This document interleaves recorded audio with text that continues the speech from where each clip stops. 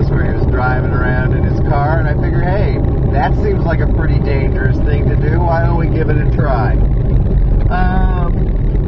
Let's see if I can actually multitask, because like I'd like to tell people, I'm old enough to remember when monotasking was actually good enough.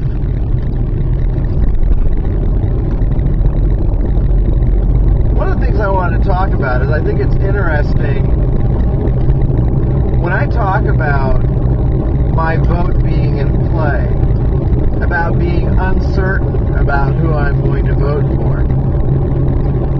Honestly, just saying that I'm not certain that I'm going to be voting for Obama.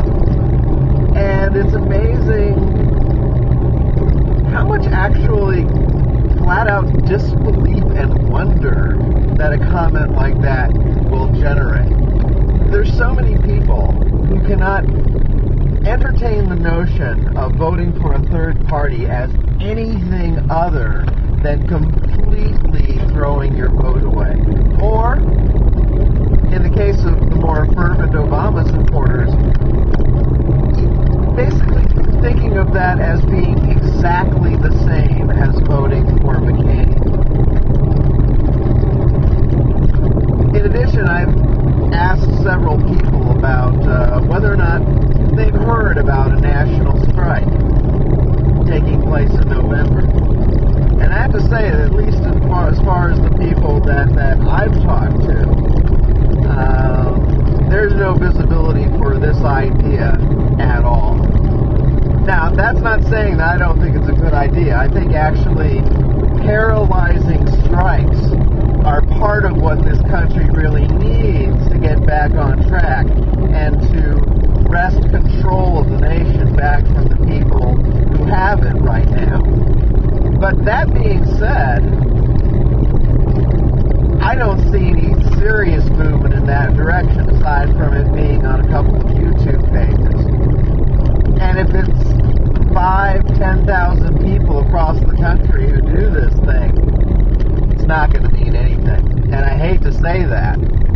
All the more so because I think it's an essential thing. But I don't see it happening. And that's a real disappointment because in order for us to have any kind of power as a people, we need to do something to convince the people who are hanging on to the purse strings that we are capable of bringing this whole thing down, that we're capable of, to a certain extent, cutting our nose to spite our face, or at least to spite them, I guess would be a better way of putting it. But I think until the people in charge realize that we're serious, until we make that first move that really honestly frightens them, then I don't think we're going to have any kind of substantive change in the country. I mean, you'll just be offered chocolate or vanilla, and if you want strawberry, oh well. If you want to, mint chocolate chip, well, then you're in real trouble. You're probably a communist. I only say that because it's my kid's favorite flavor, and I can't stand it. But aside from that, I have to say that I am optimistic about a couple of things that I've seen lately. Though it does kind of confirm that I have no idea what's going on in the minds of the American population. Even when I think that they're thinking in a fairly positive and enlightened manner, I still have no clue. I mean, those of you who watched my debate rant know that I thought that Sarah Palin, I thought, had done just fine. And turns out that I was wrong. People who actually looked at her performance fairly critically and were not impressed by her. Thought that she was, pretty scripted, that she was insincere. A couple of people even thought she was disrespectful to Joe Biden. Not something I would have anticipated, but there you go. No figuring out the American public.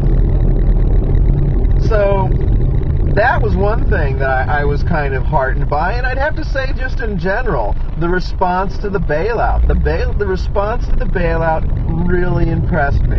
I mean, tens of thousands of people wrote letters. There were emails. There were, blogs going into all aspects of the bailout, how bad it was going to be.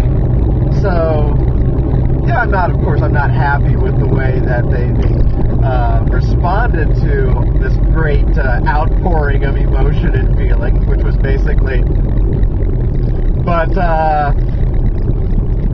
the fact that the people got upset enough to actually do something, to get off their butts and write, make a video, etc.